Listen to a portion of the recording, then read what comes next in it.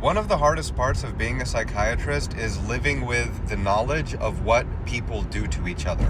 It's one thing when you see a really severe, terrible medical illness or neuropsychiatric illness, but it hits a little bit different when you're working with a child or when you're working with an adult and you hear the horrible things that other human beings did to them. And you realize that none of this needed to happen. There wasn't a gene, there wasn't a mutation, there wasn't a mass, it was none of that. If people had just treated this individual with kindness and respect in their earliest life when they were at their most vulnerable, they may have grown up healthy, happy, functional, independent, calm, relaxed.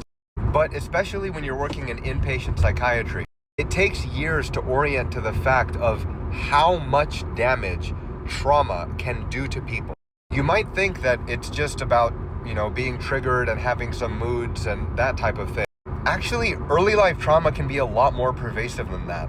It's 2026, this is the AI age, so I'll use this as a metaphor.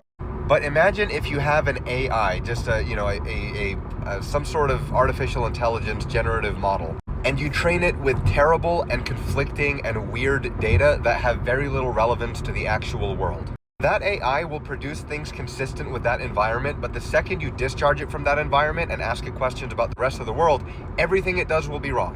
All of its reactions, all of its responses, all of its processing, it'll all be completely wrong. And that is how early life trauma works, because you take a human being who has the genetic code to do well and to develop and to function into a healthy, happy individual, but you put them through abuse and neglect and torture and torment. And the output can look a lot like schizophrenia. It can look a lot like psychosis. It can look like someone has a severe persistent mood disorder or a bipolar type disorder or a substance use disorder.